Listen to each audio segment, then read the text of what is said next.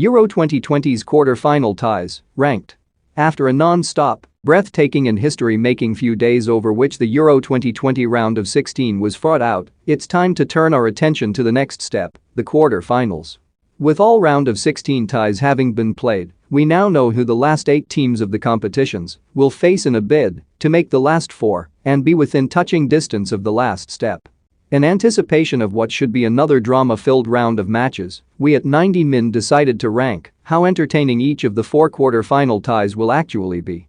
This tie is by all means the furthest from being the headliner. Let's not get it twisted, both sides have provided entertainment throughout their Euro 2020 journeys. Patrick Schick has set the competition alight with his 50-yard strike against Scotland and the goal that confirmed the Netherlands' shock exit from the tournament, while Denmark have showed real character after Christian Eriksen's collapse on matchday 1 to produce 2 phenomenal performances against Russia and Wales in successive games, scoring 4 in each. There will be bright sparks on either team. And while Denmark boasts the more potent creative threats, they're well matched tactically and in their strong shapes.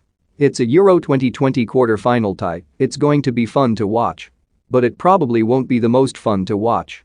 2 favorites for the crown go up against each other in this huge quarter-final tie. Both have special players capable of pulling strings, producing magic and executing that killer moment. Both teams have demonstrated staggering defensive solidity and bottle. And both teams come into the match in ridiculous form. It's going to be tight, even though Kevin De Bruyne might be missing. Such tight games don't often make for exciting viewing, but with the players on display, who's not going to enjoy this match? It will likely be an intense game of cat and mouse for the most part, but for the little moments of genius that could decide who makes the last 4, it's a must-watch. Is anyone tired of hearing 3 lions by the Lightning Seeds, Frank Skinner and David Baddiel yet?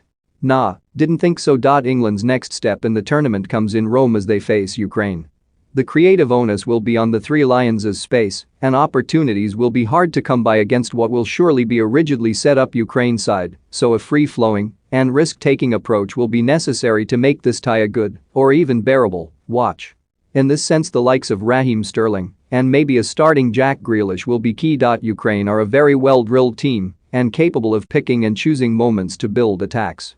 They proved their worth in an unbelievably dramatic victory over Sweden, in which Andriy Shevchenko's men snatched a 120th-minute winner to seal their place at this stage.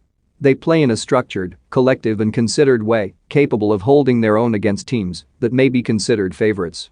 They'll have a game plan and will undoubtedly stick to it as long as they can. The quality of this game solely depends on those England players trusting in their undeniable quality, playing with the freedom to express themselves, and producing the football we know they can.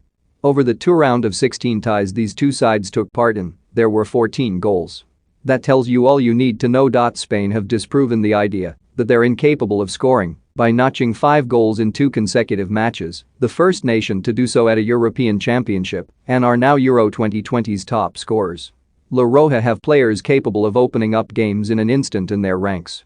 The likes of Ferran Torres, Pablo Sarabia, and later on, Dani Olmo and Mikel Oyarzabal were key in stretching the play against Croatia, while 18-year-old Pedri continues to mesmerize with his ability to tear up the lines with his movement and skill. The midfield battle should be captivating in this quarter-final tie. Their fragility at the back will certainly have been looked at by Luis Enrique, but with a midfield in which the only defensive presence is a somewhat languid Sergio Busquets, you'd expect the likes of Xherdan Shaqiri and Breel Embolo to enjoy some space in dangerous positions between Spain's lines. The latter, especially, showed what a handful he can be against France last time out. Switzerland, with their system, may look to be a defensive unit, but in their giant-killing round of 16 tie with France they showed that they're more than comfortable holding onto possession and surging forward with menace when the opportunity arises. They're a side that